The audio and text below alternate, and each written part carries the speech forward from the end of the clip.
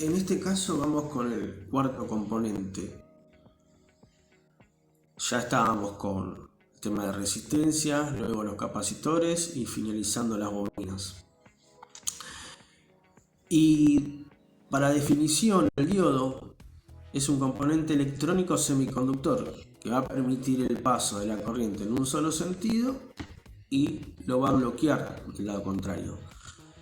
Pero para entender esto y tener una introducción, sabemos que en la naturaleza hay elementos que son conductores de la electricidad, es decir, permiten fácilmente que la electricidad circule, pero hay otros componentes que son aislantes de la electricidad, o sea, tienen estructuras muy desordenadas entre los electrones. Al chocarse entre sí, no permiten este fenómeno. Se oponen, son aislantes. A estos que permiten de una forma la circulación de la electricidad se los llama semiconductores. Bajo cierta circunstancia va a conducir la corriente, la va a dejar, pero si las condiciones no son adecuadas, directamente se transforma en un aislante. Por otra parte, está fabricado con materiales semiconductores como el silicio, el germanio, y actúa como una válvula o una puerta de control para la corriente. Lo vamos a encontrar básicos, esto generalmente en plaquetas grandes, en televisores se observan, y para lo que es nuestro caso, el tema de celulares, lo vamos a encontrar con esas estructuras. Fíjense que tiene una línea, una barrera, donde desde acá pasa una cierta cantidad de corriente y del otro lado se bloquea. Entonces, el concepto que tiene que quedar claro es que el diodo es un componente que en una dirección permite conducir la corriente y en la dirección opuesta la bloquea. ¿Y cuál es el comportamiento? Tiene una polarización directa, que es el ánodo positivo y el cátodo negativo.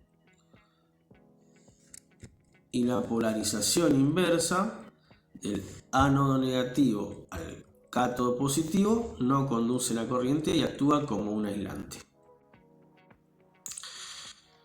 En el caso del símbolo y la polaridad, acá lo tenemos directamente cuando lo vemos en el celular, que vamos a ver la rayita que representa a la compuerta que tengo cuando yo lo tengo en simbología.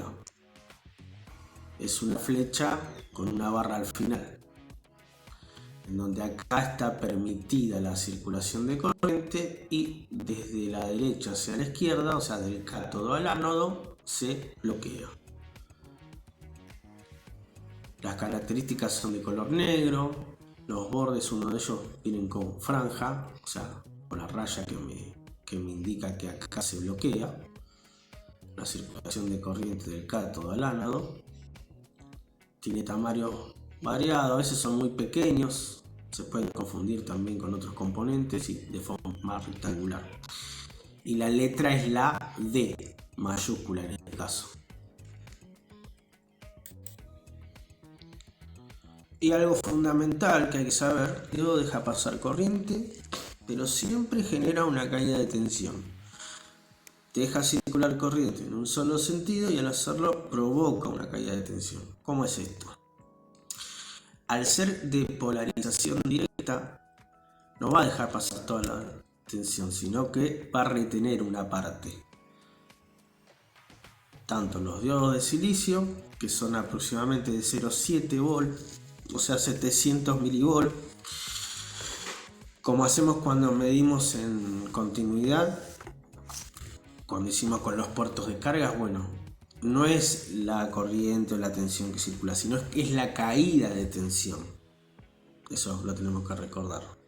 Para silicio entonces 0,7 o 700 milivolt y para diodo de germanio serían 300 milivolt. Y otros diodos pueden tener caídas menores, mayores. Por ejemplo, el diodo Schottky 0,2, 200 milivolts de caída de tensión. Entonces, si nosotros vamos a aplicar 5 volts en un diodo, por ejemplo, de silicio, del otro lado vamos a tener 4.3. ¿Por qué? Porque se perdió la conducción, o sea, es la caída de tensión que el diodo se queda y genera de 0,7. En este caso, si acá paso los 5 volts menos 0,7, que es lo que me va a retener de caída de tensión, y bueno, del lado del cátodo me van a llegar 4.3.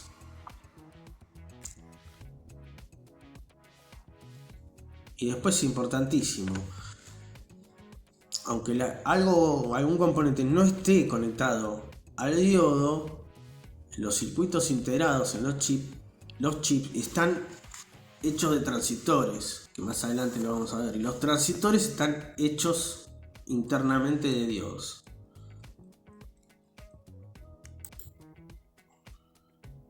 Y hay que hacer dos salvedades entonces, sobre todo cuando haga la medición del diodo con el multímetro. Lo vamos a utilizar en escala de diodo de continuidad, y con esta escala la vamos a utilizar para varias medidas, para detectar fallas de carga, de encendido, de imagen, de touch, de táctil.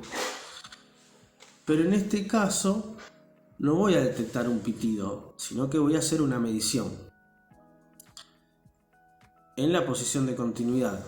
En esta imagen, acá hay que hacer una salvedad, están mal los colores, pero el rojo lo voy a colocar en el ánodo y el negro en el cátodo.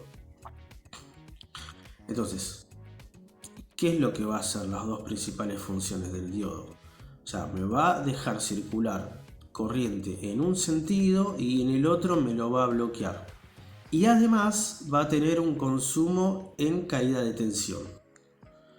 Por ejemplo, acá, en esta prueba que hicimos, lo voy a medir en la posición directa, positivo en el ánodo, repito, y negativo en el cátodo, y en la posición de reversa.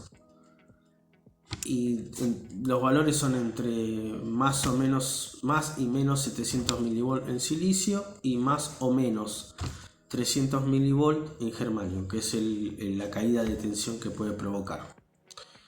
Entonces, en un lado yo tengo que hacer una medición, no voy a utilizar un pitido, y en el otro lado me va a dar 1 o L, que es el circuito abierto.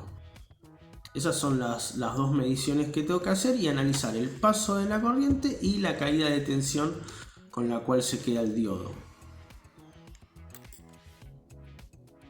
Para esta condición de prueba, si medimos en la polarización directa, o sea, positivo nuevamente en el ánodo, desde acá, y negativo en el cátodo, porque acá está la línea de bloqueo, en continuidad nos va a dar 785 milivolts, que lo puedo redondear a 0.8. Entonces el pasaje de tensión va a llegar al otro extremo de este lado. Si acá pasan 5 volts y acá tengo una caída de tensión de 0.8, acá me va a llegar 4.2. Y si hago la polarización inversa me tiene que marcar 1. O sea que bloquea la corriente, no circula en ese sentido. Entonces un diodo en buen estado deja circular la corriente en una sola dirección. Y siempre tiene que mostrar una caída de tensión en una dirección y en la otra nada. Por lo tanto, si conduce en ambos sentidos está en corto, y si no conduce en ninguno de los sentidos está abierto o dañado.